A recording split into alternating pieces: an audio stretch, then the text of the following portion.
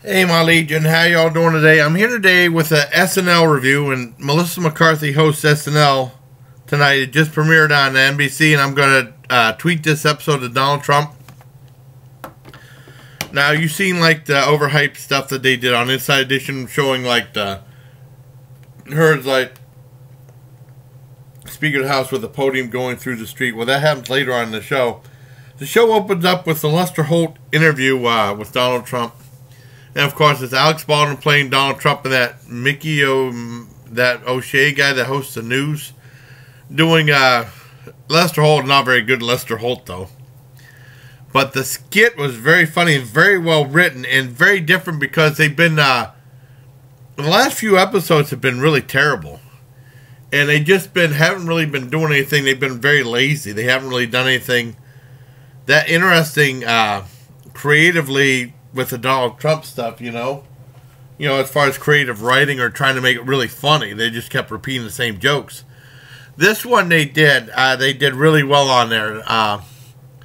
It was really good and very funny and very clever. I really liked it. It was a very good opening skit. Now, whenever I talk about stuff like this, I'm not trying to talk about getting into politics at all. However you feel about who's in office right now, and it's up to you. I'm just talking about the comedy bits, and I thought this was very funny. It opened up, and they had the opening monologue, and Melissa McCarthy came out, and she was doing a thing for Mother's Day, because I don't have any Mother's Day videos planned, so I'm going to say Happy Mother's Day now for everybody. And she was asking who were the mothers in the audience. And a couple people stood up and she talked to them, and then she asked that one lady if she could help be her mom and then go through the studio with her. Now, Jimmy Fallon did something like similar to this about a couple weeks back. And she does something similar to that too, but go all around the office and stuff with some goofy things happening. But I mean, I don't mind that. That's always fun. And they had a special cameo from Blake Lively and Ryan Reynolds, which was kind of cool. And then you see the lady come out. The old lady, then they introduced her on Saturday Night Live, and she came out. She did like a little thing. And Melissa McCarthy came out. But all that stuff was actually pretty good. It was very entertaining. Very high energy. I mean, I'm not, I really haven't been a big Melissa McCarthy fan, but I think her performances on Saturday Night Live are winning me over. And then, I think it goes to, it says that's it, and they go to the commercial break, and they come back, and they do like a game show skit called Just Desserts. And it's set up like the show, game show Press Your Luck, which I was a big fan of. If you go on a money, when you say stop, you go on a money thing, you get the money, and then if you hit a cake or pie, they go back to traditional slapstick, you get a cake or pie in his face. And the only one, they had 3 contestants, the only one getting a cake or pie was the Melissa McCarthy character, but it was done in a very funny way. And I think they're doing like classic slapstick on that, which I liked. It was pretty good because the pie in the face is supposed to be like sometimes it's not funny, but the way they did it was really good. I liked that one real. I was pleasantly surprised. Now after that, they had like their commercial spoof, and it was like for the Alexa thing and it was for older people, and they made like a special thing for older people, and it was really, really funny. This was a really good one. I was very happy with that one too. I mean, really firing on all cylinders. Fantastic. And then after that, I believe it was, well, I see I missed something. They had Sean Spicer, I think, on there after that. And that's the one that they hyped up as her going through with the podium and stuff, but it didn't happen right away. And the first stuff with Sean confronting, what do they call it, Spicy, confronting the people was really good. And they did like a nesting doll thing about Russia. The nesting doll thing was really creative. I really liked that. And then when they got outside and stuff like that, it kind of fizzled somewhat. But it was still decent. I think that they overhyped it so much in your head, you're thinking it'd be like a super fantastic part when they go outside, and it was only okay. But it was still pretty good. It ended weird, though. Then they had the band, and the band was called Haim. It's spelled Haim, because when they first showed the three girls on there, not bad looking girls, on there, they, I thought they said time. And then she said something. I was like, what? I had to go check the info button on my digital cable, so I really knew how to spell it. It was spelled Haim, which is weird because Bam Margera had a band called Him, spelled Himh. And someone, you know, usually when you have a band, one thing usually curses a band if they get a name that's might be hard to pronounce or mispronounced or maybe misinterpreted with another band. So that's where the Haim and Him comes in. But I mean, it's up to them whatever name they want to pick, and they were okay. It was all right. Then the nightly news, the News Weekly Update came on, and that was really good, really biting satire. They really went for a lot of personal stuff on that until it was about like 12:25. The show was going really good. They had that Kathy Ann character on there, not Kellyanne or Kellyanne Conroy, Kathy Ann. And then after that, it started to taper out somewhat.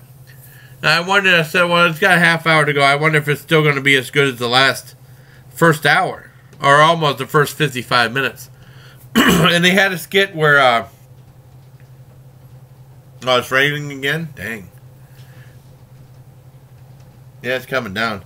They had a skit where, I think they were interviewing for, like, the Film Institute for Women, and they had two of the younger ladies, and then they had, that are more in high profile, and then, like, two older ladies that are in, like, the golden age of cinema. And that was okay. It was alright. It wasn't that bad. I gave that one a pass. And then they had, they came back, they did like Leslie Jones, and I guess her marriage to one guy on the cast or something like that. And it seemed like they did that a couple of times, something similar to that, and I didn't really care for that one. I mean, it was only funny whenever the guy shot that callan first. That was funny. That was the only funny, and then Lawrence reacted. That was the only funny part of that. That was a lame one. And then, they had a really weird sketch about finding your mother animal with all these women, and then that was a very strange sketch that didn't really make a hell of a lot of sense. That was a turkey one. And then they had the band come back, and they were okay, like I said. And then they had the closing.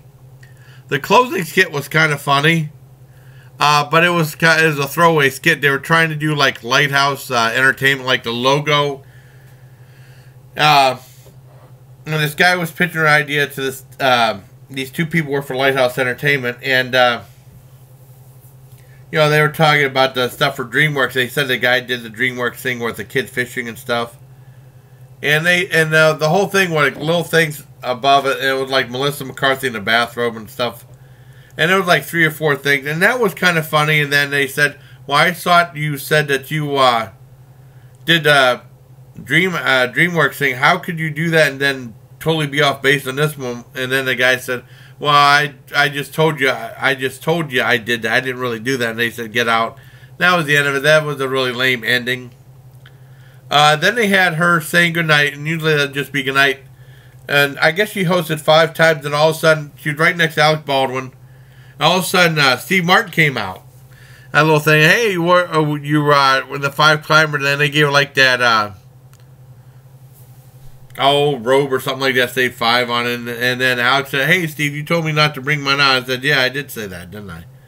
And then they put it on her, and that was okay the way to end the show, but I mean, for the first 55 minutes, the show was very strong.